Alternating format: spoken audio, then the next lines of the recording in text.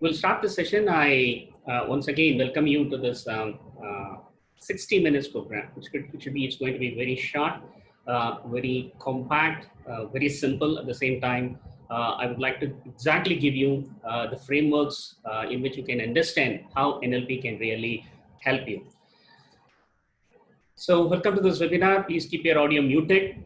We have a dedicated question and answer session at the end. At that time, you can unmute yourself and then you can ask questions. I'll be more than happy to answer those questions.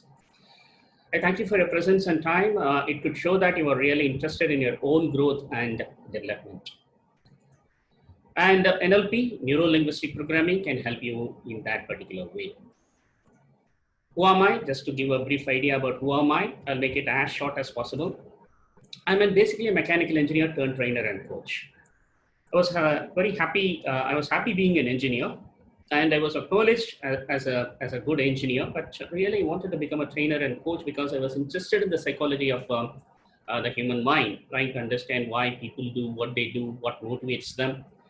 So that has been driving me right from my early ages, and I was very curious to understand the psychology part of the human behavior stuff. So I kept on updating myself again and again, and sometimes some things happened which specifically made me feel that this training and coaching field is my real cup of tea. So with NLP to support me, I made some crucial decisions in my life, and then 10 years before I quit my job and started my own organization.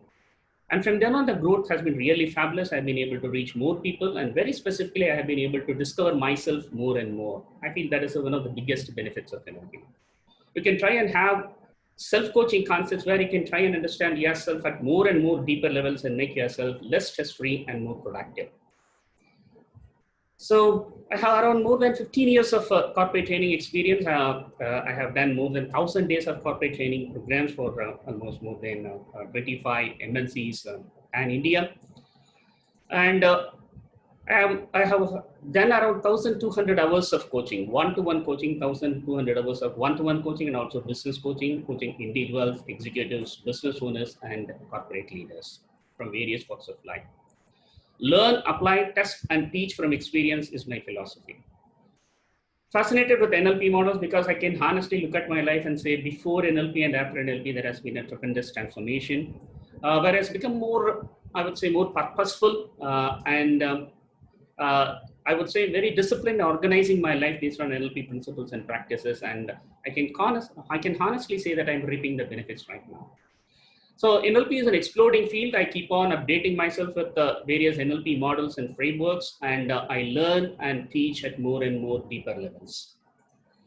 I'm an author of 4 books. I am very interested in haiku writing, as I look at haiku as in something related to NLP, where haiku writing can help you improve your self-awareness. My mission: I help individuals, executives, entrepreneurs create breakthroughs in their life, career, and business by challenging their existing processes and limiting belief systems. So these are the key areas which I feel, right, we need to work on. So we do have our current thinking processes and our beliefs and value systems. So definitely they would have been useful to us. They have brought us to where we are. They have made us who we are. But what has brought us here may not help us to move forward. So if you're able to, if you're experiencing some sort of challenges, then it is imperative that we need to rework with our current thinking processes and maybe the limiting belief systems.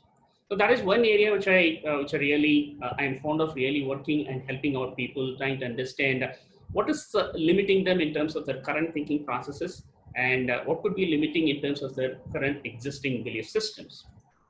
I also help them to access their own inner resources. This is one important concept which I would say I'm very happy to imbibe from NLP frameworks, and this is that people already have all the resources they need. So when a person comes to me and says that he doesn't have confidence, it need not necessarily be true. He could be confident at certain contexts. He may not be confident in certain other contexts. So it doesn't mean that he needs to learn confidence, not necessarily. Already he knows what is confidence, and he has his own strategy for accessing confidence at certain contexts where he's not able to access the confidence in certain other contexts. So understanding this, people need not be fixed. we can try and make them understand they already have all the resources, and that is where is the light bulb moment. That is where the flash comes on, where a person is able to understand, yes, I know that I have confidence. I have a strategy for accessing confidence, and I just need to apply the same strategy in a different context in which I'm finding it challenging. So this is something very predominant, I feel, right? People already have all the resources we need, and we need to just help them empower themselves. It's not that me empowering them, it is that I am helping them to empower themselves. So this is I would say, a fantastic outlook which I have got from NLP. I am grateful for that. As a coaching partner, I help them to gently but firmly move out of their comfort zones and explore their full potential. So, right, people, right, we as people tend to get sometimes stuck at our comfort zones. It's okay, right? For some time, that's quite okay. We also need to relax, let go, recoup ourselves, and for that, the comfort zones could really be useful. At the same time, I believe that the human nervous system is always goal-seeking in nature. We have an aspiration of setting goals, higher and higher level goals. That's what makes life interesting and exciting. So there is this natural evolution force within us, which I firmly believe. And our central nervous system, as I have said earlier, is always goal-seeking in nature. It may be very difficult for us to live without goals. So using that natural evolution force, people tend to set higher and higher goals. And as a coaching partner, I help them move out of their comfort zones, because it is said that whatever we want is just outside our comfort zones. We'll have some very good, interesting insights about the concept of comfort zones, and NLP explores the comfort zones in a totally different perspective. So this is my mission, and we'll quickly look at NLP. How many of you are familiar with NLP? In your chat box, please type yes if you are already familiar with NLP, so that I can understand how many of you are really familiar with NLP. Go ahead, please.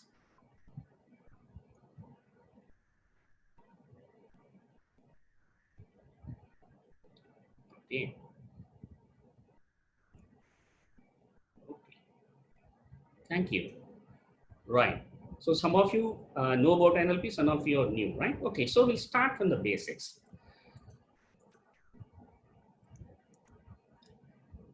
Right. The word neuro-linguistic neuro-linguistic programming with a small hyphen between neuro and linguistic, right? Because they are treated as a system together. So neuro refers to the brain and our central nervous systems and mental pathways of our five senses, by which we see, hear, feel, taste, and smell, right? We'll be very familiar with that, the five senses that we have. And without these five senses, we'll not be able to have an external experience directly. So the current reality, the environment, the world outside is, right, we get a taste of that through the five senses. So the neuro part, particularly the neurons in our body, are something very special. It is said they are the first to come, last to go. And they have a critical difference between the rest of the cells in the body in that sense that the neurons hold our memory and identity. So the neurons in our central nervous system, right, hold our memories, and they also hold our identities. So our nervous system is the basis for all our experiences. We experience the current reality through these five senses, and these five senses help us really go through that phenomenon which we call as experience. The second is the linguistic part, which simply refers to the language and how it affects us. So I'll just ask the question, how do we think? What makes us think? Or let me reframe the question, how do we think? By using what we think. Please type your answers, one word answer. What makes thinking possible?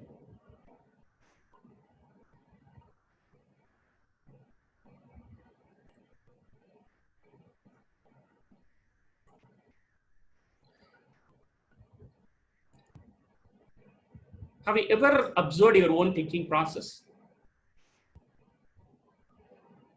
I'm sure, right? Most of you surely, right? You would have observed your own thinking practices, because that is one of our faculties. I would say, one of our specialities as human beings we have. We can think about our own thinking. We call it as a meta thinking. So what helps us think? Okay, thank you. So I would say we think using language. It is very difficult to think without language. There are a few visual thinkers, I do accept that.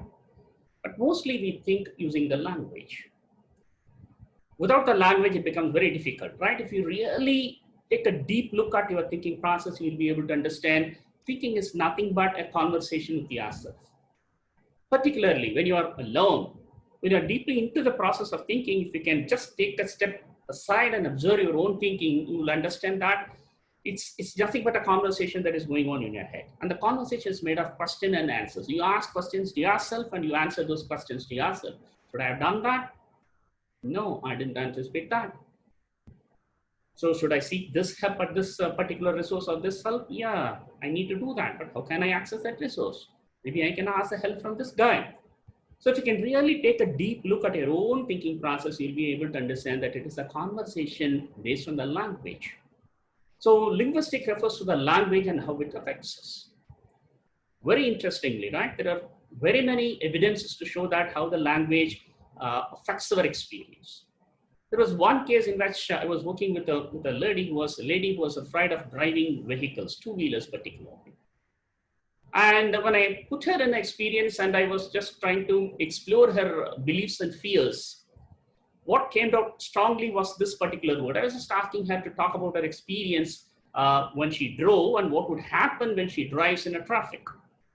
When she was talking about that experience, one word came very strongly. She said, I would have an accident, there would be an injury, injury, injury. So this particular word, injury, came on very strongly, very, very powerfully. And that particular word, the word injury, was creating a limiting belief and an uncomfortable feeling for her when she thinks about driving. Then I consciously asked her, please retell me the entire thing that would happen if you drive, but now consciously replace the word injury with scratch. Let me repeat. I asked her to simply replace the word injury with the word scratch.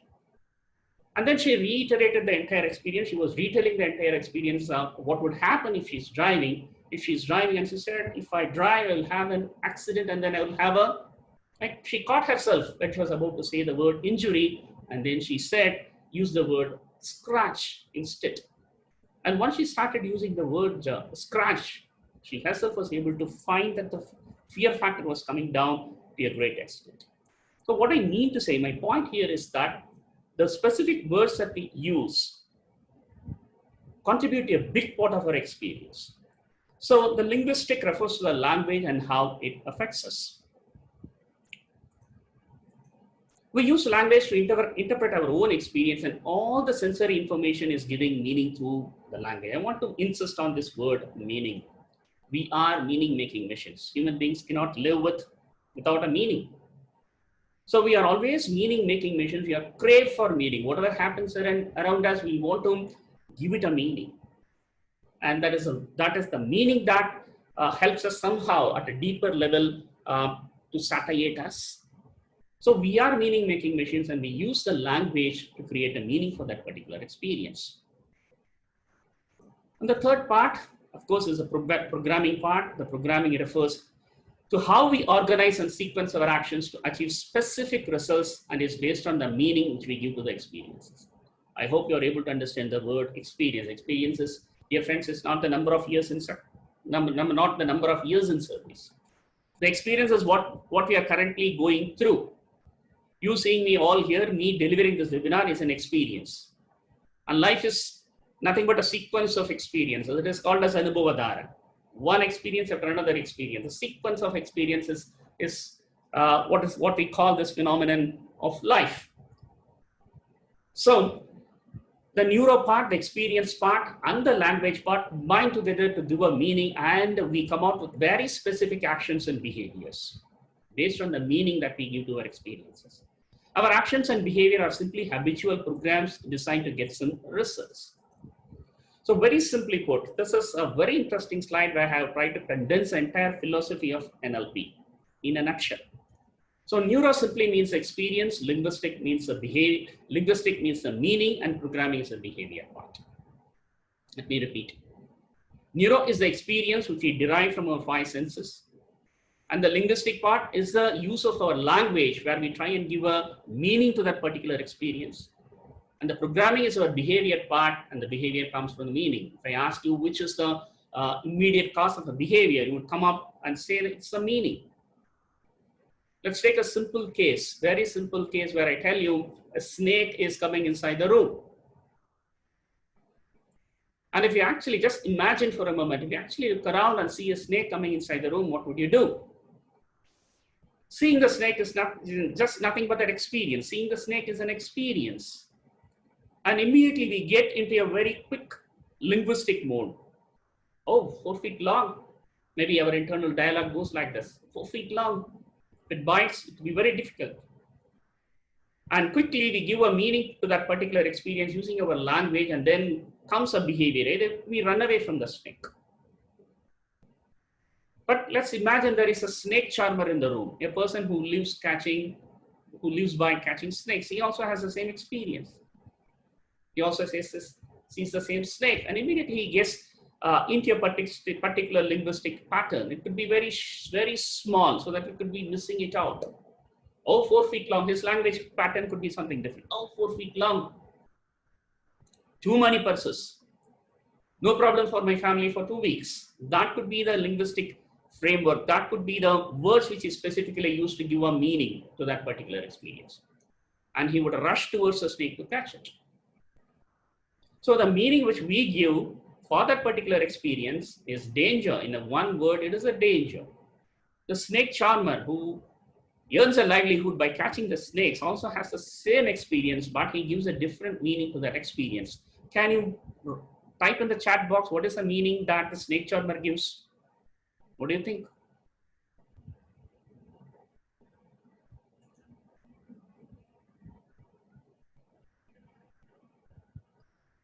What would be the meaning, right? We give the meaning as danger, whereas a snake charmer could give the meaning. What could be the meaning in one word?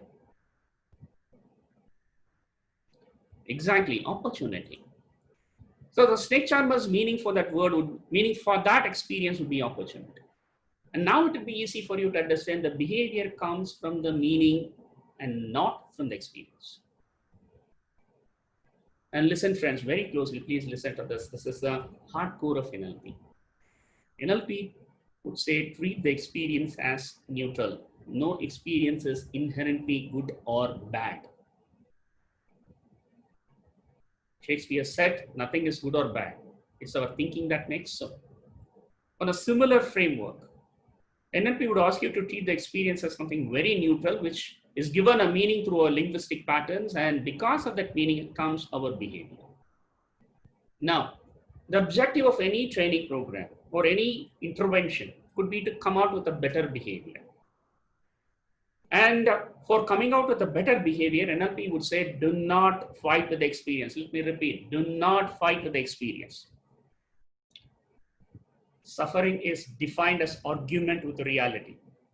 Let me repeat it. Suffering is defined as argument with reality. And so if you want to come up with a better behavior, what we need to work is not fighting with the experience, but working with the meaning which we give to that particular experience. And once we are able to give a better meaning to that experience, a better behavior will automatically come up. If you give a better meaning to the experience, a better behavior will automatically come up. And the better behavior will indirectly give us a better experience. So this, I believe, I feel, is a philosophy of NLP. Instead of directly fighting with the experience, if you can give a better meaning to that experience, and if you are able to allow a better behavior come out of that better meaning from that experience, the experience itself indirectly changes. Instead of fighting with the experience, right? Can we try and work with the meaning? That is why one of my favorite definition of NLP is the art and science of changing the meaning. Let me repeat it. NLP is the art and science of changing the meaning of the experience. So when we move further, various definitions of NLP, right? This could give you some very good ideas about what is NLP, how do you define NLP. The study of the structure of the subjective experience, right? As said, NLP is not about the external experience. It is about the subjective experience which goes through. NLP is not about something external, something in the environment. It is about how you subjectively come to conclusions, ideas, beliefs, and values, and other frameworks with whatever is going around you. So it is called as a structure of the subjective experience. NLP is a study of human excellence and how it can be duplicated. This is a modeling. NLP has modeling at its heart. How do you study human excellence? So if we can just look around, we'll be able to see excellence everywhere, all around. If you really look deeply, you'll be able to identify your own excellence. One of the excellence of nature is we put a one seed and it comes up with thousands of seeds. We put one seed into the ground and what comes out, right? The result is thousands of seeds. That is an excellence. A small kirana store which you saw on the corner, now it has become a departmental store. That is excellence. A person who was really feeling shy to come out of his own perspectives, to talk about his own experience, is now a very good public speaker. That is excellence. A person who was feeling as a victim throughout his life, now he has chosen to come out of the victimhood and has a reasonable control over the process of life. That is excellence. If you can really look deeper, we'll be able to find excellence within us also. So how are we excellent? NLP would look at excellence as a process. Let me repeat it. NLP looks at excellence as a process. The best chef in the world makes the best cake, but he has a process for it. He takes certain ingredients, processes them in a particular way, and sequences them in a particular way, and the result is the best cake. If any of us in this webinar knows what is the process, we also would be, if you are able to follow the process systematically, we'll also be able to get a best cake. So NLP looks at excellence as a process. NLP looks at success as a process. NLP would teach you to really identify the strategy behind it, the process behind excellence, and repeat it as many times as you want. NLP is a study of the influence of our language on our mind and subsequent behavior. We have been talking about it. Our language, in a way, defines our experience. And if you can choose to understand how language limits us or frees us, then we can use very specific language patterns. It can help us move out of victimhood. NLP is a systematic study of human communication. Honestly, I feel, right? It's really wonderful. We'll be talking about some elements of this particular human communication. How do we interpret the world around us? And how do we form our own opinions, beliefs, and values based on that? And how do we really communicate? So NLP talks about two things. One is the surface structure, the language which we use. And there is a deeper structure, the world of emotions and feelings deep within us. And the purpose of the language is mainly at the hardcore to communicate our emotions, make known our emotions. Maybe at a more professional level, make known about our ideas, make known about our strategies. So language is nothing but our effort to communicate our deep experience of emotions, feelings, world of thoughts, strategies to the external world, to the people around us. So in that sense, NLP would argue to not to get stuck to the surface structure of the linguistic part, must try go on deeper and try and understand the deeper structure of human beings. NLP is the ability to be our best more often. I have been saying about that, right? How do we can choose to understand how do we express excellence? Does it happen accidentally? Or do we have a specific process behind that? Can we identify that specific process behind that and choose to use that process and bring our ability to be excellent more often under our reasonable control? That is something very, very important where NLP can help you. NLP is a powerful and practical approach to personal change, right? I feel this is phenomenal, right? NLP talks about change in a way that NLP would define change, something very simple and very inspiring. NLP would say change is simply the fact that my future is not equal to my past. Let me repeat it. NLP would look at and define change or the word transformation as a simple framework of my future is not equal to my past. Howsoever I have been in my past, I can choose to create the future based on my deep driving desire, based on my deep emotional structure, deep on my deep structures. I can choose to create a future which I want, howsoever I have been in my past. My past is not equal to my future. The not equal to symbol is something very, very important in NLP. Right? So, powerful and practical approach to personal change. This is one thing which I really like. NLP is whatever that works. Right? You see excellence anywhere. You see something happening so nicely, and immediately, right? NLP gives you very powerful frameworks to dig deeper, try and understand. So that the process, I would say, the cutting edge of NLP, the future of NLP would be this. Trying to identify excellence, the process behind excellence, and make it more identifiable, observable, measurable, and teachable. Let me repeat it. The leading edge, cutting edge of NLP would be this. Identifying excellence wherever and whenever it happens. Trying to understand the process behind it, because most of the excellence processes are unconscious. An expert, when he does something excellent, is most of the time unaware of it, is unconscious of what is he doing. So NLP would help you to really identify the particular process and learn from that process for yourself to produce excellence. And believe me, more than 90% of our learning is through modeling. Either we want it or not, we learn through modeling. Right from our childhood, we have been modeling authority figures. So this process of excellence, if it is made identifiable, observable, measurable, and then if we are able to make it teachable, then that is where, right, I feel there's so many peaks of excellence that has been accumulated over the human history could be easily put forth as a learnable experience for every one of us. NLP is whatever that works. NLP is an attitude and a methodology that leaves behind a trail of techniques. So there are two components. One is the attitudinal shift, that is the techniques part. So both are important, but I would say, right, techniques are useful, but we should not be too much dependent on technique. That is my perspective. Techniques are very useful. I don't deny that. But there are umpteen number of techniques. So what we need to do is, as we practice the techniques of NLP, we need to internalize the attitudinal shift that is happening because of the results of those techniques.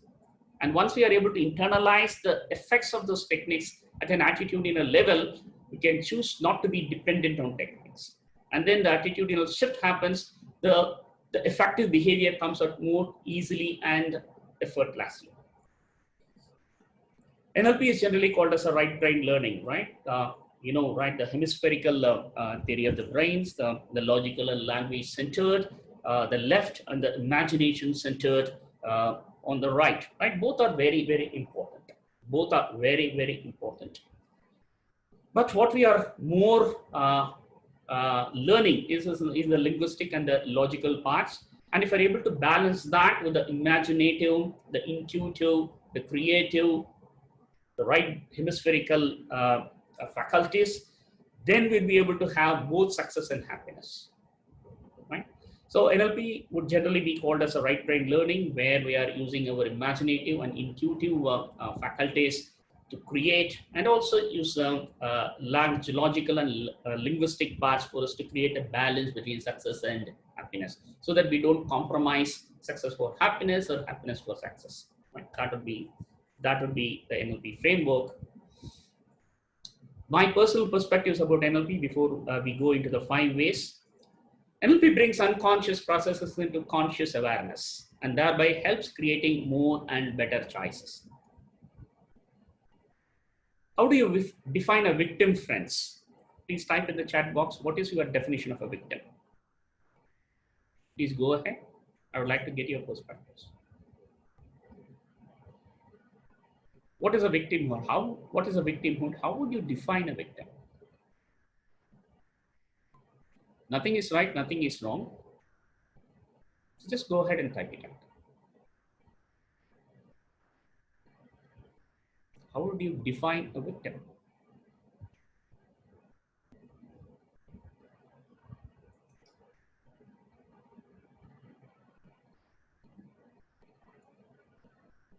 Person of past, thinking bad about his experience, unable to fight, living in the past. Okay, that's nice, that's nice. Thank you, dear participants, right? So yeah, true. Victimhood is, very simply put, NLP would say that victimhood is our inability to create choices. A victim is a person who doesn't have choices. And if I don't have choices, the person would feel, I don't have any other way to be. I need to experience this. This has to happen. I need to bear it. I need to endure it. So victim is simply inability to create more choices. And when you create more choices, that is where your freedom comes from. So from a victimhood, which is inability to create choices, from the victorhood, where you have quite a few number of choices, where you have the freedom to choose a particular choice, that is the concept of victorhood. So NLP right could be defined as, right, increasing more personal choices, creating and increasing more personal choices.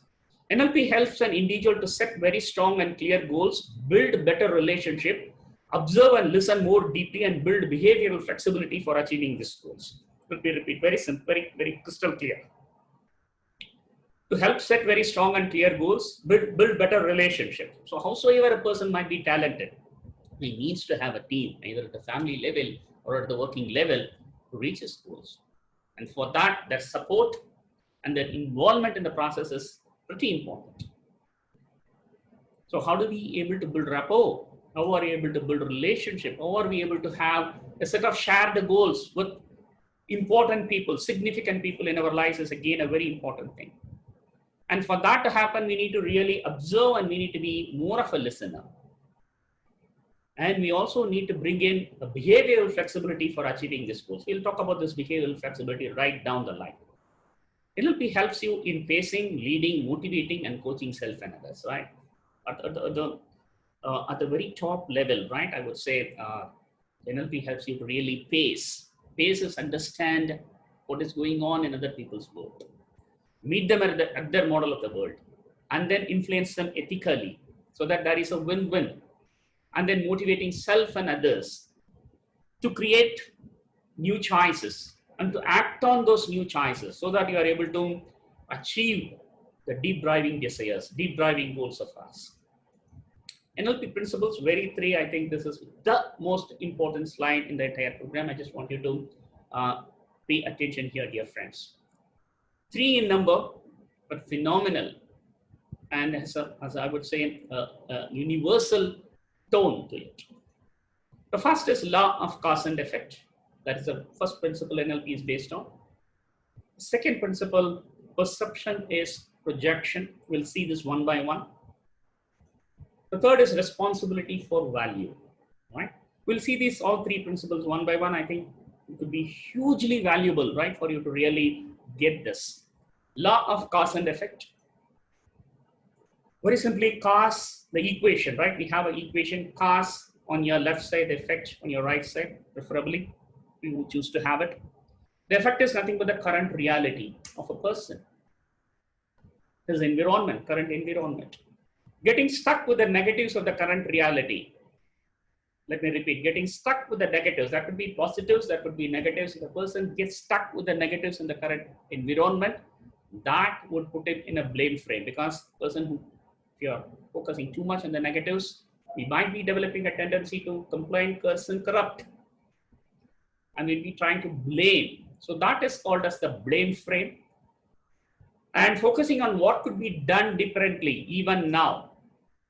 Let me repeat, focusing on what could be done differently even now to get a better result by introducing a new cause is called as outcome. Hope I'm making myself clear. There are two frames. And when you want to self-coach yourself, or right, you want to help people out, you need to understand first which frame they are operating from. Are they focusing on the negatives? Nothing wrong in getting to know the negatives. That is again an inherent part. There is nothing which is called as 100% positive thinking. In fact, the human brain is programmed to look for negatives, and it could be very useful to us. You can't cross a road which is full of traffic thinking positively. I wouldn't recommend you to do that.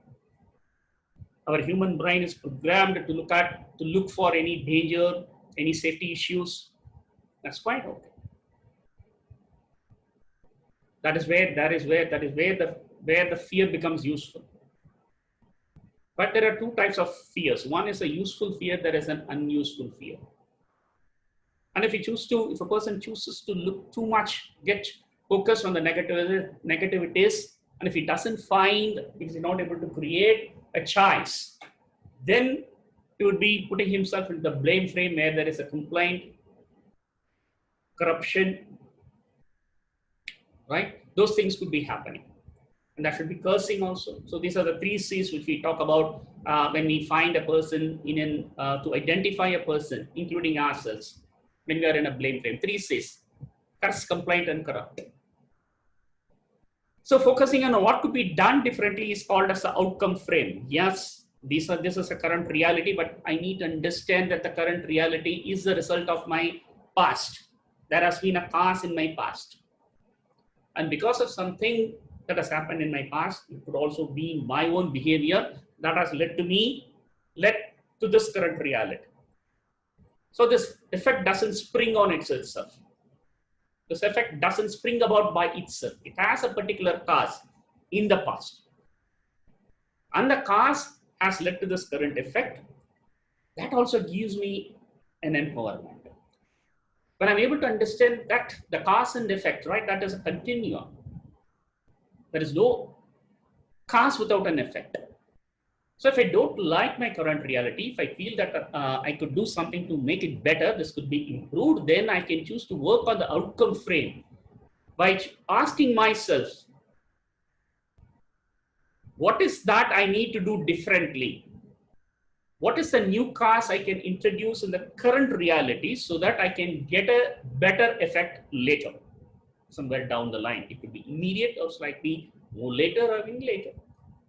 So that is called as the outcome frame. You know, right? Doing the same thing again and again, but expecting a different result is defined as insanity.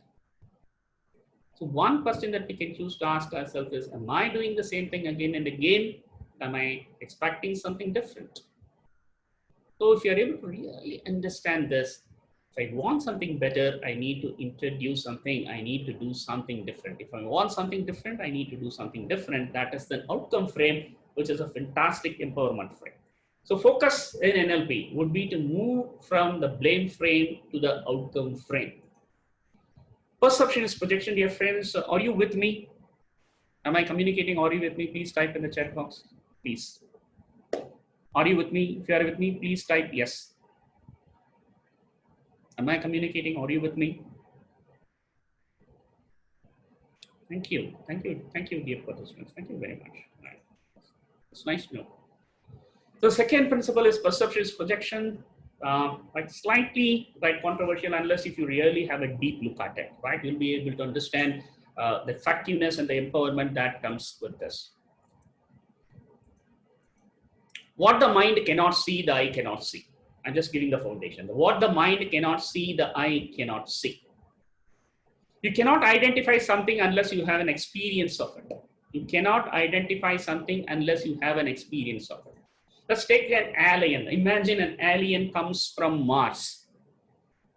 An alien comes from Mars and he looks at a cup of coffee. Right? If he didn't have an experience of coffee in Mars, would he be able to understand that? Please type in the chat box, yes or no. If he didn't have an experience of coffee in Mars, would he be able to identify what that is? Yes, definitely no. A child may not know what is corruption itself because it hasn't got an experience of that. So if you're able to, very simply put, if you're able to identify something in the outside world, it means you have the potential for it. The potential is there, but it need not necessarily be converted into behavior. Let me repeat it very clear. If you're able to identify something, it means you have the potential for doing it, but you may necessarily not do it. When you identify something, either positive or negative, it means that you have the potential for it, but you may not necessarily act it out.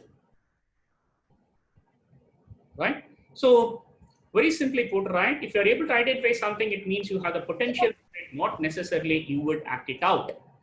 Very simply, right? A classic example, if you want to know who Tom is, ask Tom who Jack is. Let me repeat. If you want to know who Tom is, ask Tom who Jack is. Whatever Tom sees in Jack would be mostly true for Tom also. Please type in the chat box. Are you able to get this? Yes or no? If you want to know who Tom is, ask Tom who Jack is. What Tom sees in Jack is mostly what Tom is he himself. Are you with me? Please type yes or no.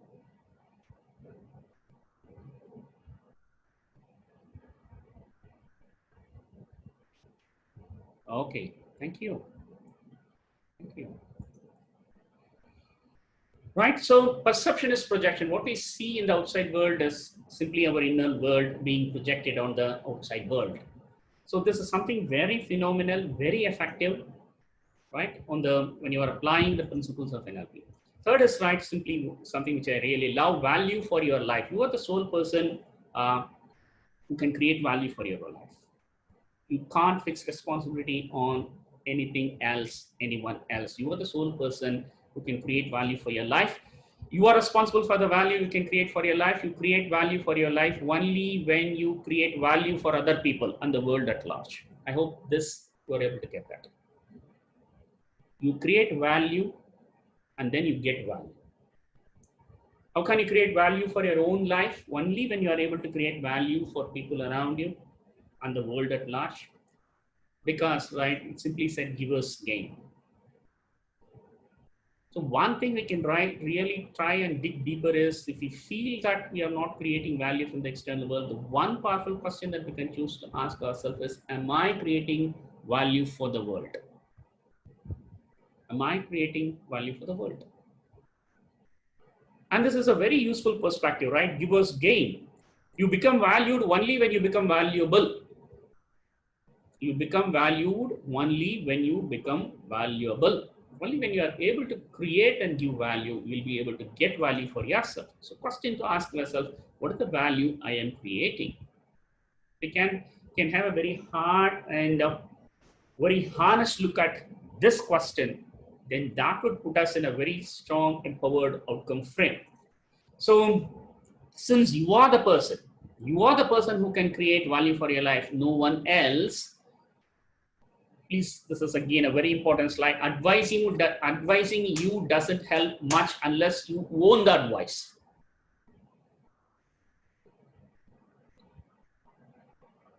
How many of you want to know about a very, very useful statistics? Very useful statistics. Please type yes. How many of you would want to know about a very, very useful statistics, which could really help you out? Thank you. Thank you. That's great. And dear friends, this is the statistic. It is this. It is said that 95% of advices are not followed. Let me repeat, 95% of advices are not followed. Please think back about your own life. There have been umpteen advices. Have we really followed all those advices? We simply follow advices that only we own. And in fact, we might be hating advices. Because when a person advises us, one question that could come into our minds is that you don't know nothing about my life. It is easy for you to advise, but you don't have a direct experience of what I am going through. It will be easy for you to advise and go, but my own experience is totally different, which I'm not sure you have an idea about. So that could be right. The frame that we could step in when we are advised. So that's why it is generally said 95% of advices are not followed, and you follow the advices only when you own up to those advices. That's why we say any NLP intervention will be repeated, right? For a forget. Any NLP intervention is only based on invitation. That should be an invitation. You should be invited to do an NLP intervention. Otherwise, it doesn't work, because NLP is not about advising, right? NLP is all about empowering. NLP way of facilitation would be to help you create more choices in alignment with your goals. So NLP is based on invitation, and the process of NLP would be to help you to create more choices which are in true alignment with your own goals. Then NLP would help you to decide on which choice to act upon, thereby owning the choice, because the choices has come from you. The facilitation process of NLP is about helping you to create more choices so that you have ownership to those choices, and then you can choose one particular choice and execute it, and also take responsibility for the results. NLP is about creating I would say, right?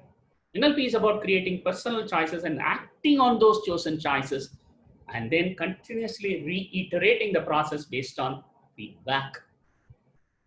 The universe is the biggest feedback giving mechanism. People give feedback to us, yes or no? Please type.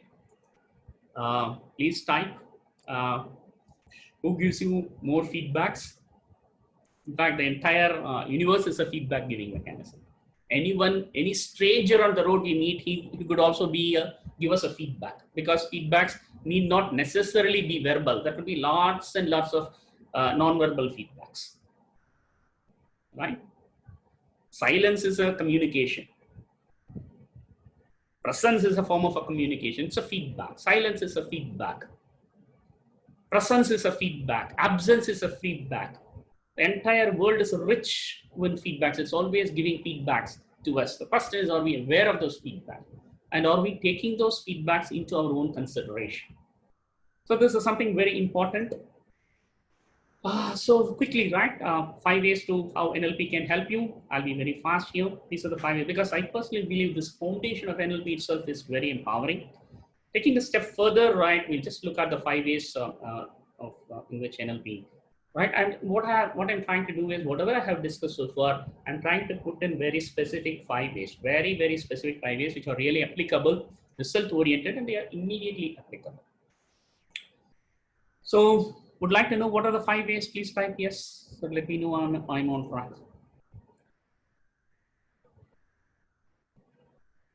Are you with me? Are you interested in knowing what are the 5 ways? Oh, thank you. Thank you. That's nice. No, that's nice. Okay. Thank you, dear friends. The first step in which NLP can help you is bring in self-awareness. The second step, we'll discuss these steps quickly later in the coming slides. The first is self-awareness, because without self-awareness, transformation is not possible. Because you take the responsibility for changing. No one else can change any person unless he himself decides to change. And for him to decide that he needs to change, he needs to become self-aware. Without the foundation of self-awareness, transformation is not possible. So what I personally like about NLP is it brings in huge amount of self-awareness. Trying to look at yourself as another person and trying to come to very useful conclusions, useful understandings about your own self. Second thing is NLP sets you clear goals, very clear goals. Most of the times we are very clear about what we don't want. You must be aware of this fact. We are very clear about what is that we don't want. And it would take, right, sometimes, mostly in my coaching sessions, it takes at least 1 to 2 sessions to really get clear about what is that we want. We might be stuck with too many things which we don't want in our life, and then trying to move away from that, so that it becomes very difficult to become clear about what is that we really want. The third way in which NLP can help you is understand and dealing with the challenges that prevent us from reaching their goals. Once we set this is the goal, and we make it as inspirational, because NLP would say, don't work for someone else's goal. You need to work for your own goals, and for that, you need to understand what is that you really want. If we don't work for our own goals, we'll be working for someone else's goals. Am I communicating? Is it okay? Please type in the chat box. Are you with me? Are you with me? When we don't work for our own goals, we'll be working for someone else's goals. Yes. Yes. Right. So once we understand that, and the goals come from a deep driving desire, very deep driving desire. And understanding and dealing with challenges. The next thing is the gap, right, between our present state, where I have set, these are the goals that I really want, and the desired state in which I have achieved my goal. There is a gap, and problem is defined as the gap between the present state and the desired state.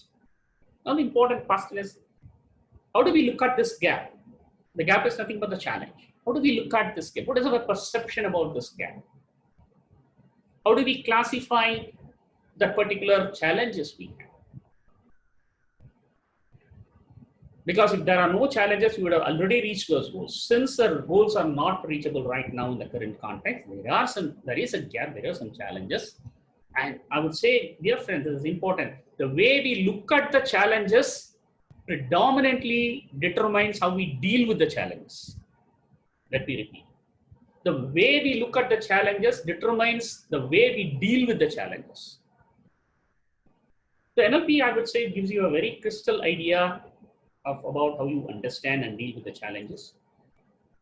The third is very important, right? Managing mind states. They're also emotional beings. So managing mind state to a big extent depends on our past experiences. Dealing with the past experiences, and very importantly, the memories, right? We are what we were, in a way. We are what we were, in a way. And how do we look at our past experiences? Are we choosing to utilize something positive in the past to propel us forward? When we drive in a car, we have a front view glass. We also have a rear view mirror. The person is want to go ahead. Why should we look at the front mirror or the rear view mirror? Yes, rear view mirror is important, right? We need to have an idea about our past so that we can learn something from that. But we also need to, right, have our eyes on the road, look through the front mirror, and then choose to drive by getting some very interesting, useful insights from the rear view mirror. So how do we deal with our past experiences? How do we deal with our memories? And very importantly, right, we have set our goals, but we need to be in a resourceful state of mind. NLP would use this word, resourceful state. Simply, right, it's an emotion. It's a mind state. How resourceful is it? Are we able to create choices? Or is it unresourceful? That's a question we need to ask ourselves. So NLP would come up with wonderful frameworks to help you deal with the past experiences and memories, and choose to have a reasonable control over mind states in the here and now, so that you can propel yourself into action and move forward. And the fifth way is something phenomenal. How do you understand and initiate change? Although whatsoever we want and don't want, we believe or not, we are continuously changing. Yes or no? The same person, you are definitely not the same person a year back. You have changed. Please let me know. Is it true? Have you changed in the last year? Yes or no? Physically, mentally?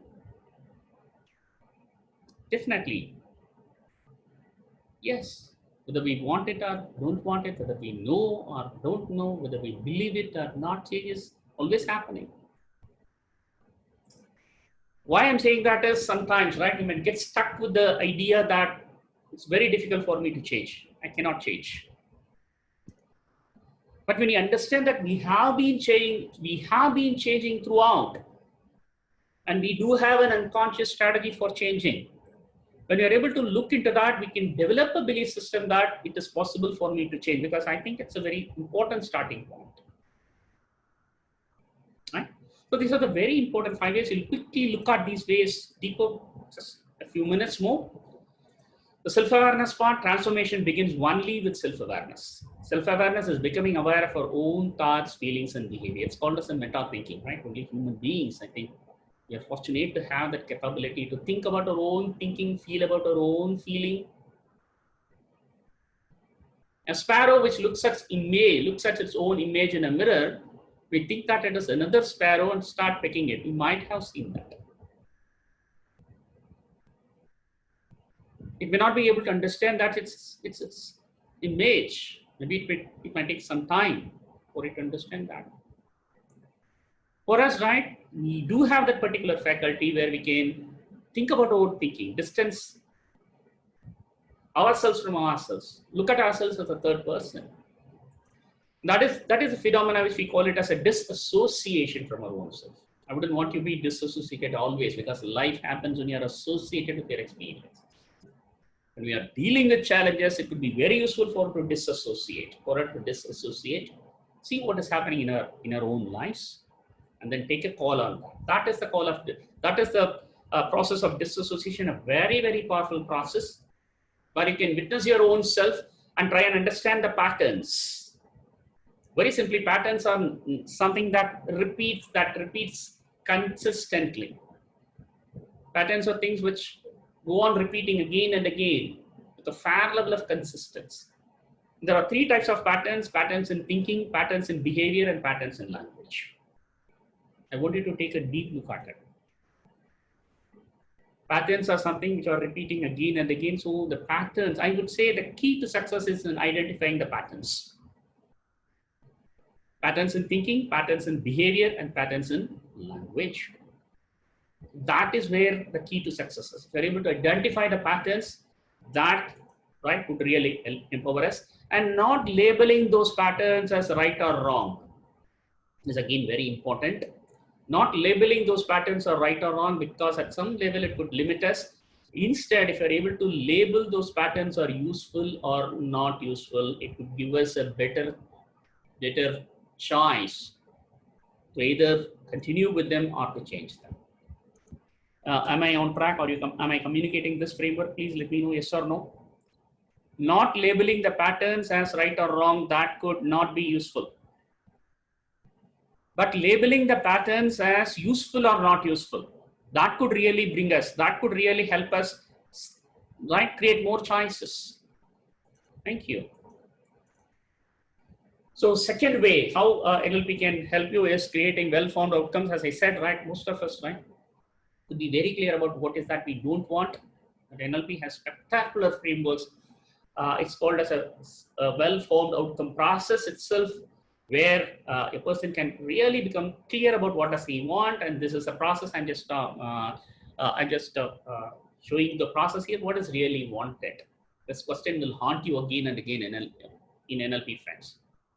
What is that you really want? What is that you really, really want? Are you sure about what is that you really want? Are you doubly sure about is that what you really want?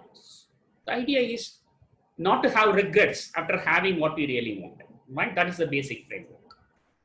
So there are 2 things, right? When we set goals, one is a moving away goal, one is a moving towards goal. We move away from many things in our lives, and we also move towards something in our life. Both are important, because moving away could help us get motivated. Moving away from a mad dog, that could be motivating you tremendously. That could bring you so much energy, right? That could make you, right, leap over channels, climb compounds in a fraction of a second. If you're able to consciously do it, you wouldn't be able to do it. When a dog is chasing a person, he could come up with tremendous energy and do something which you would never even thought about. So that is the strength of a moving away goal. It makes you so motivated. At the same time, you could end up with a bunch of mad dogs on the other side of the compound. So you need to have a healthy balance between a moving away goal and a moving towards goal. Moving towards goal is having a specific idea. This is what I want, and taking consecutive actions, consistent actions towards reaching that particular goal. That is a moving towards goal. Very simply put, if you don't know where to go, which bus will you board? So the goal setting process involves both the moving away and the moving towards it. You get motivation from the moving away, but we set a sense of direction and purpose when we have a moving towards goal. The question we need to ask ourselves is, there is a healthy balance between the moving away and the moving towards goals. The next point is, it is internally referenced or externally referenced. If the goal comes from my own being, is it an internally referenced goal, or is it externally referenced? And even the processes is a process, and I would say the deep level of internal motivation is an intrinsic motivation, or is it an externally given motivation? In a way, you can also call it as a self-starting and kick-starting. The motivation, how do you get motivated? Is it internal or external? There are very multiple frameworks beyond that also. But something very specific is that a deep driving desire of mine? Am I referencing it internally? Am I getting motivated internally? Is that what I really want? And how do I deal with the feedback and the process as I go towards my goal? Again, very important, internal reference and external reference, Dealing with feedbacks, And the level of the balance you have between your internally referenced dealing with the feedback. Someone would say something negative, but again, you need to make it more of an internal reference. How far is it really true for me? And could that be a healthy balance between those two? Again, very important. Specific in terms of VAK, seeing, hearing, and feeling, VAK is simply visual, auditory, and kinesthetic. We'll see about in the next slide. Seeing, hearing, and feeling. And then we're doing the ecology check. Ecology check is very simply, when I reach the goal, how would I have changed? Very important. Please understand, unless you change, you'll not be able to reach the goal. And when you have reached a goal, you would have been a changed person. You would be a changed person. Is that okay with you? I would have been, maybe I need to let go. I need to sacrifice something which I right now have. Is it okay with me? And when I change, people around me, significant people around me also would have changed. Is it okay with me? So those are the ecology checks which you need to do. Way 3, understanding and dealing with challenges that prevent us from reaching the goal. So what I have been talking about, We set the goal. We become self-aware, the first step. The second step, setting very clear goals and making it as internal as possible. Having a healthy balance of moving towards and moving away. A healthy balance of internal reference and external reference when it comes to feedbacks. So those are the things that 1 and 2 would give us. Third is, what is the gap? How do I look at the gap? So this is a very important slide. Understanding and dealing with changes that prevent us from reaching the outcomes. Very simply, the NLP principle that we use here is, map is not the territory. You would have seen this, Take a few moments to look at this. This is an often repeated story. Very often repeated story. 5 blind people. Here in this case, they have chosen to,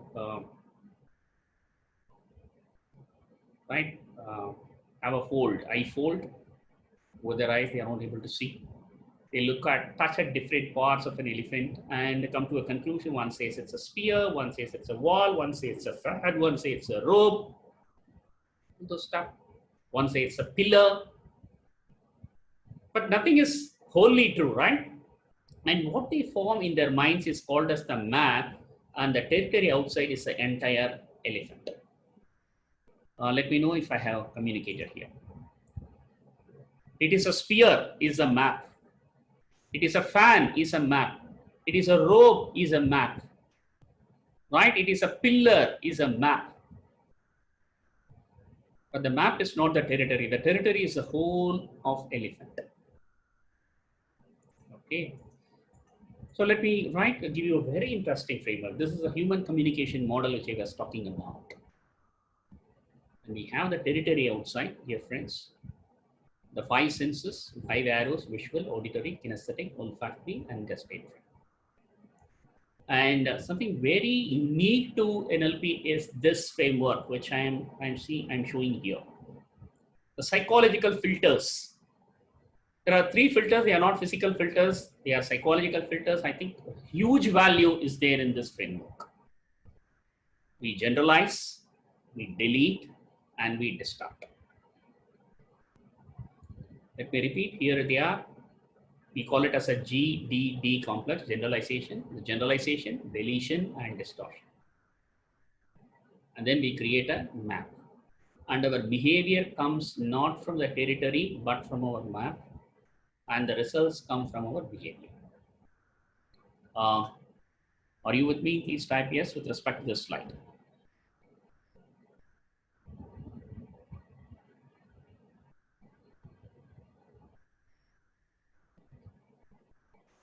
Thank you. Thank you.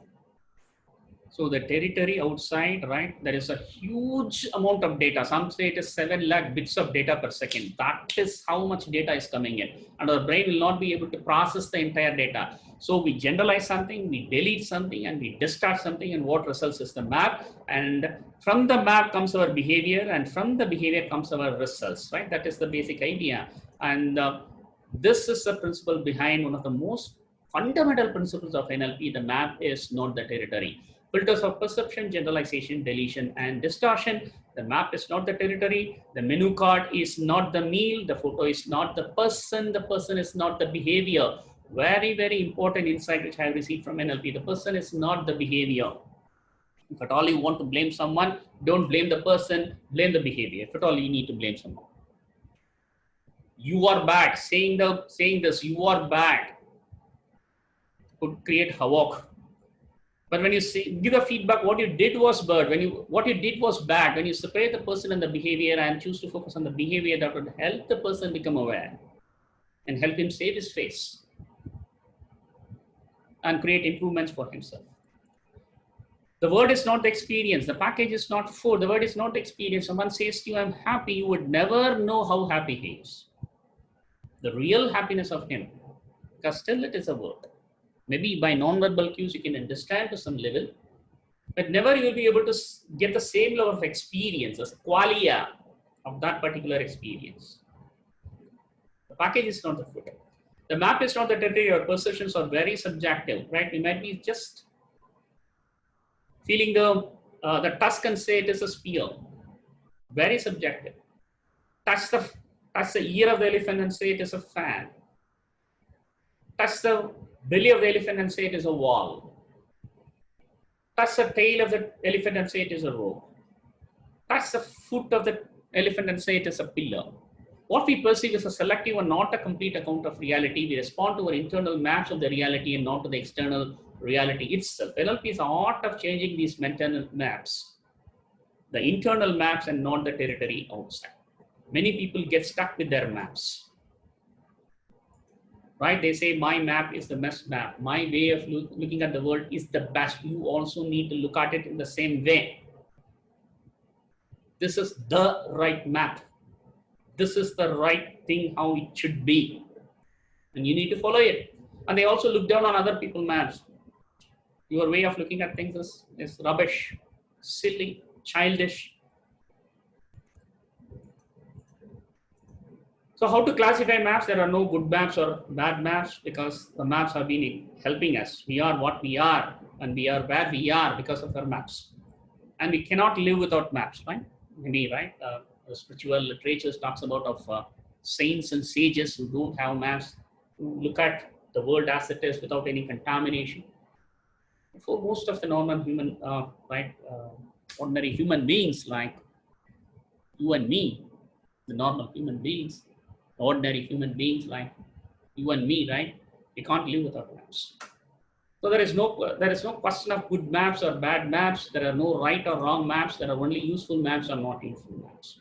It's again very, very important, dear friends. Once we understand the maps have to be classified as useful or not useful, that helps us. Well, we need to have the ethical concepts of good, bad, right or wrong. We need to have that, right? We live in a society, we live in a family. While we need to have that, we also need to understand that these concepts of good, bad, right, wrong vary with person to person, time to time, and region to region. So the usefulness of our maps in reaching out our goals is more important while we take responsibility for our actions. Again, two things.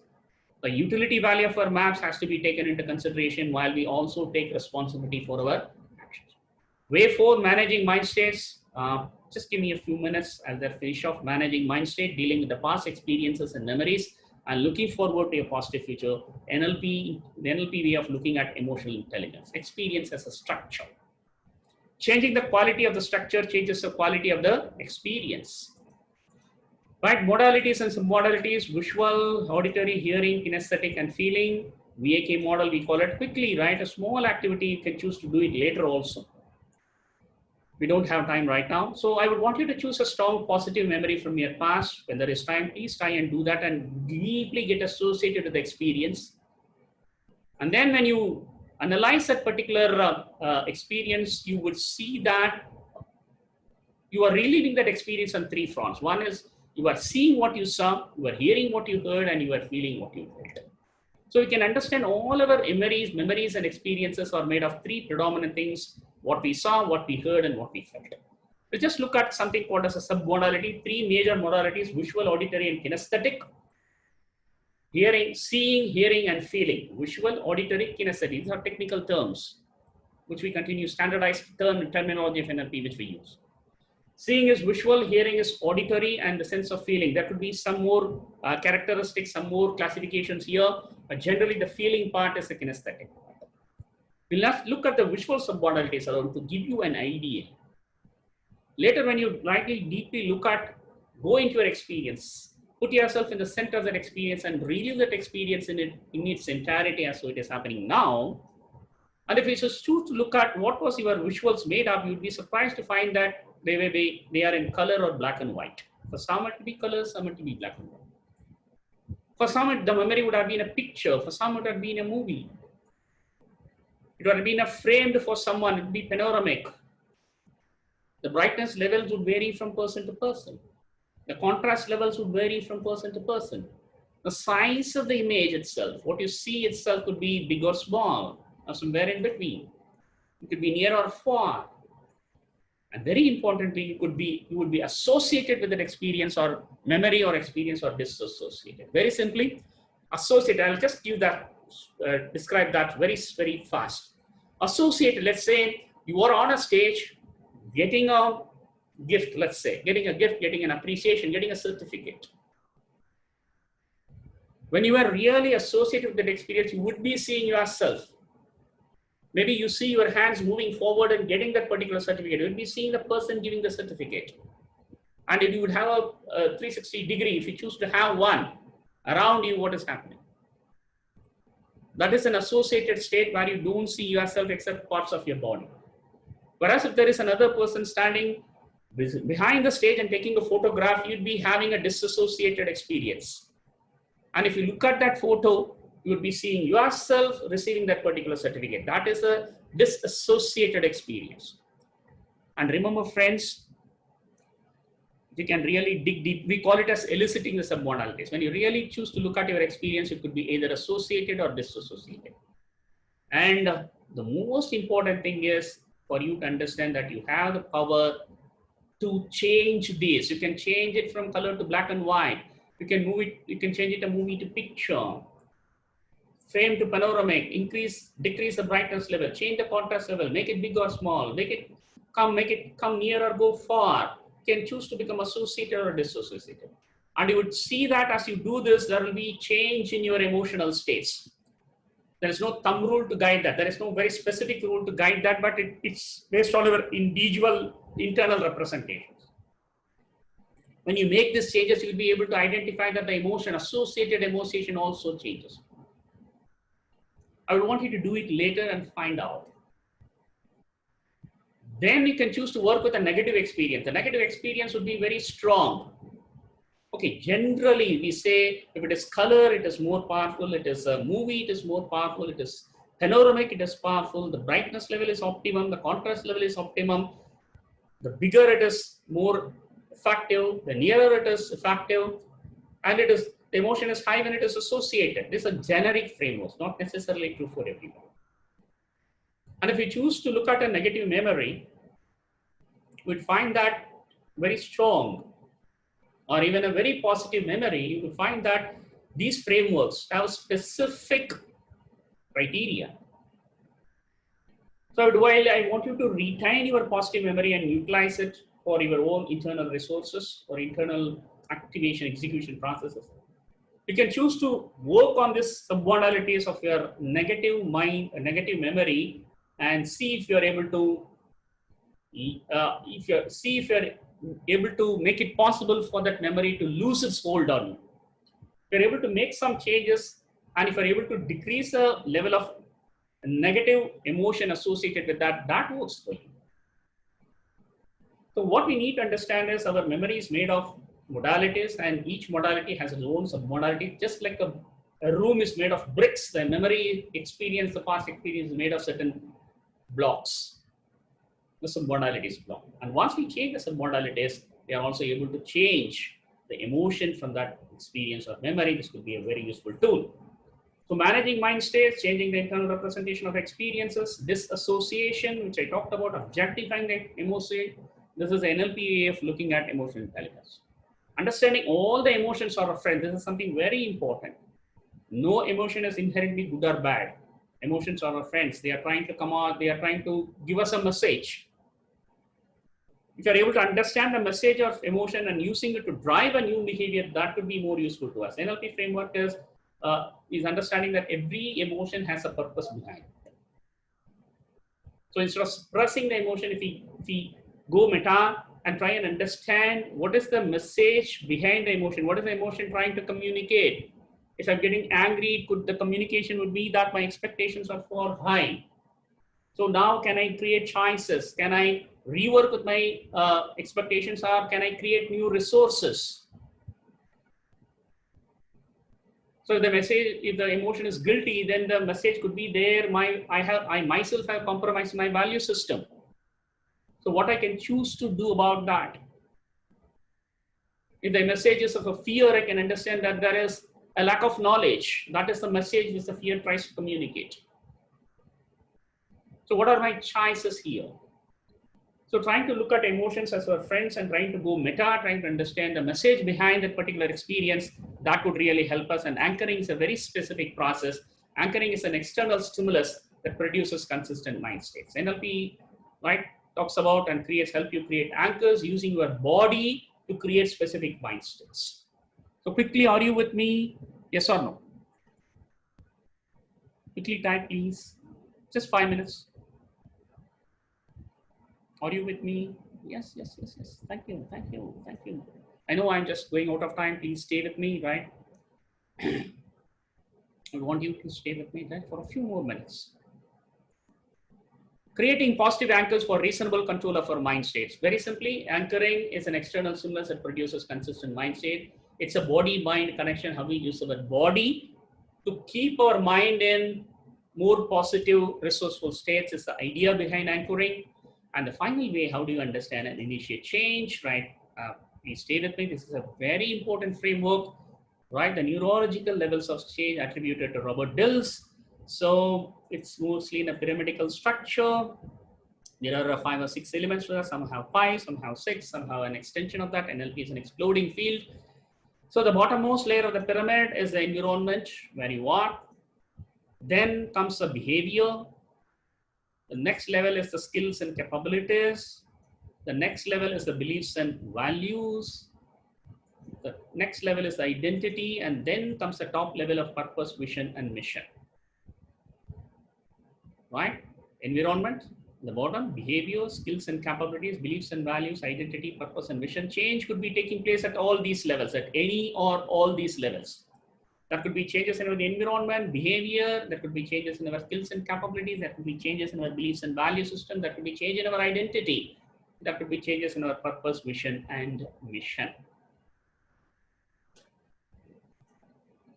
Logic of change. Please stay with me. If this is the logic of change, if a lower level changes, the upper level may or may not change. Let me repeat it. If a lower level changes, the upper level may or may not change. But if a higher level changes, the lower level will change. Let me repeat it. If a lower level changes, the upper level may or may not change. If a higher level changes, the lower level will change. Let me go to this again, right? First, if we choose to create a change in the purpose, vision, and mission, then it's easy to create changes all below, very easy. If you can also choose to create a change in your identity, right? Without creating a change in the purpose and vision, we can work on our identity levels. Then when our identity changes, the change down the levels is quite easy when compared to the earlier one. If we choose to create changes in beliefs and values, then the going becomes much more easier down the line. This is something phenomenal. And then skills and capabilities, the behavior and the environment part, right? We need to deal it as a group. And NLP is said to be very powerful because it directly works with the level of identity and beliefs. These are the two levels NLP directly works on, while taking into aid, taking into help, right? The changes at these levels also. But we need to understand once we change, right, start creating changes in the identity and beliefs levels, and they are supported by changes in this also, that is where the transformation becomes very easy and sustained. But we are able to create changes in this identity and beliefs levels, ability for us to create changes down the level below becomes much more easier. Are you with me, friends? Type in the chat box, yes or no.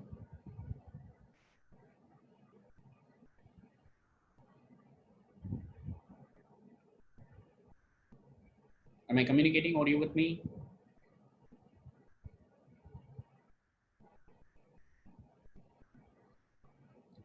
Yeah. Identity level, right? Identity level is defining yourself as who you are.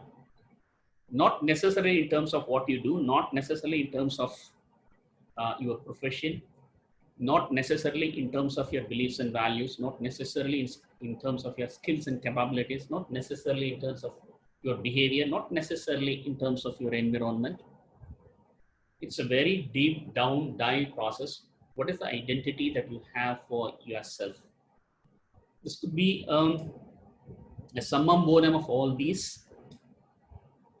And at a very big chunk level is something very expansive level, not limited to yourself as an individual, but relating yourself to the external world and even something beyond.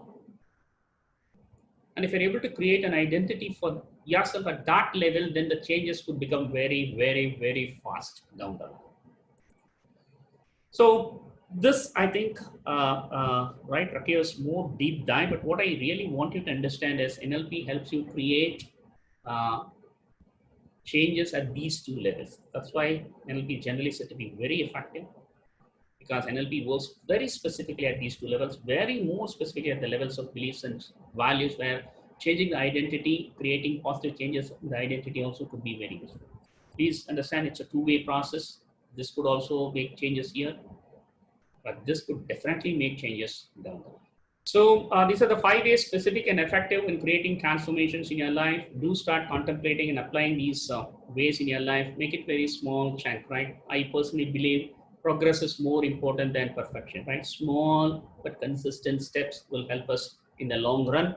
So you need not be very hasty about it. Just get an idea about this, start contemplating and applying these ways in your life. I do hope that this webinar has been of use to you.